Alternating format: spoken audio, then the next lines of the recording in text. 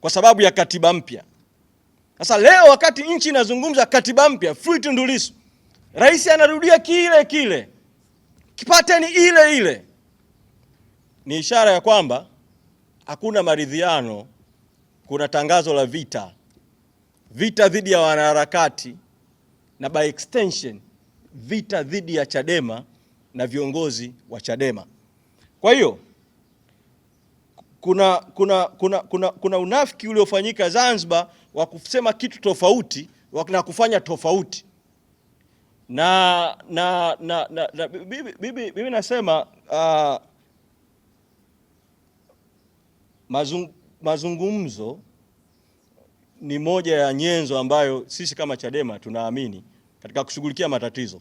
Tunaamini kwenye mapambano, tunaamini kwenye mazungumzo. Lakini sisi tumesema tunaamini kwenye mazungumzo ya dhati. Sasa tukasema tunataka mazungumzo ambayo kutakuwa na wasuluhishi huru, preferably wa kimataifa. Serikali inasema hatutaki mazungumzo, hatutaki wapatanishi, hatutaki wasuluhishi. Alafu kule Zanzibar kuanzia Novemba wamekaa kuzungumza ACT na CCM, kuna wasuluhishi, kuna wapatanishi, Karume, Shein. Na foundation ya mazungumzo ya Zanzibar imejengwa kwa miaka mingi ya mazungumzo ambayo yalihusisha jamii ya kimataifa kuanzia wakati Commonwealth ilipokwenda kuingilia matatizo ya Zanzibar.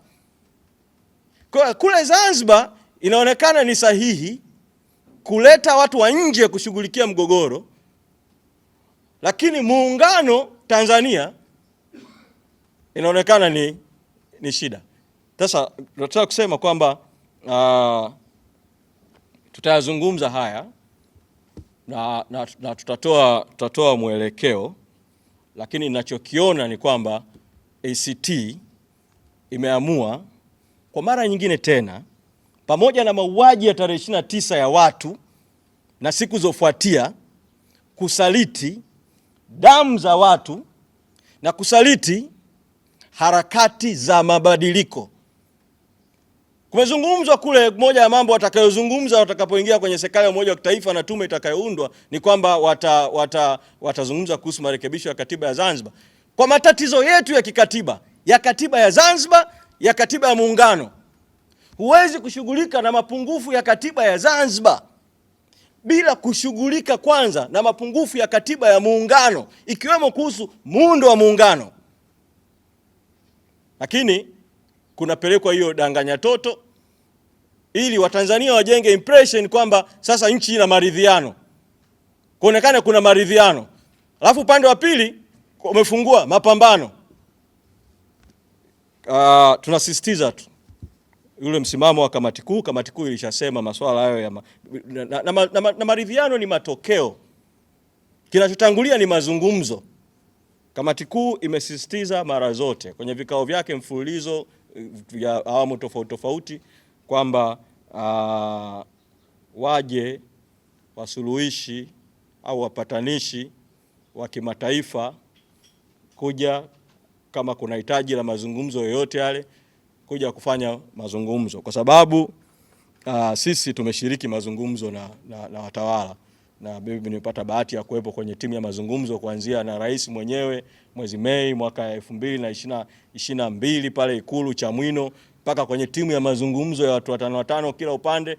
Tumezungumza kwa namna tulivyozungumza nao kwa kipindi chote tulichozungumza nao, na baada ya mauaji ya Oktoba na yote yaliyotendeka, hakuna namna kwamba utawala huu haramu dhalimu unaweza kuaminika kwamba ndio uongoze mazungumzo. Kwa hilo ndio naweza kusema katika hatua hii. Kwa hiyo tunasisitiza tu kwamba tutaendelea na mapambano, lakini milango yetu iko wazi kwa mazungumzo ambayo yatakuwa mazungumzo ya haki. Sasa kule Zanzibar rais akarudia tena kutumia neno la Mungu, na ndio nitahitimishia hii hapa kwa swali uliouliza. Akanukuu Mathayo 5 kuhusu heri wapatanishi. Kwa hiyo ni kama vile sema watu ambao hawataki kupatana wana shida. Rais amesahau kwamba ukisoma Mathayo 5 kuhusu zile heri zote, kuna heri wenye njaa ya kiu ya haki, heri wanaodhulumiwa, wanaoonewa, kuna heri kadhaa. Sasa mimi ni waombe wanachadema na Watanzania kuendelea kuwa na kiu ya haki, kuendelea kuwa na njaa na kiu ya haki, pamoja na kuonewa, pamoja na kuumizwa, lakini tusonge mbele. Tunaamini mwisho wa siku haki itatimia.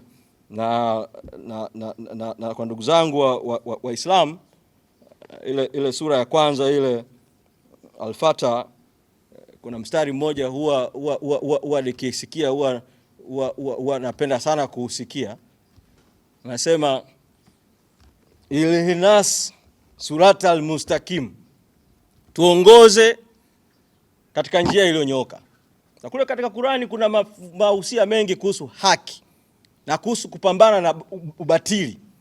Na katika hadithi za Mtume Muhammad sallallahu alaihi wasallam kuna hadithi nyingi sana kuhusu, na moja hapo inasema jihadi iliyo bora ni kusema ukweli kwa utawala dhalimu, na inazungumza kuhusu unafiki, kwamba mnafiki ana sura mbili na sifa zake ni tatu: akisema asemi ukweli, akiahidi hatimizi, akiaminiwa anasaliti. Tusiingie kwenye mtego wa kubariki unafiki, tubaki kwenye mstari ulionyooka. Katiba mpya, free Tundu Lissu, ukweli, haki, uwajibikaji, mauaji ya Oktoba, tone tone, focus pale, istikama, focus pale. Naamini kuna siku kitaeleweka. Asanteni sana.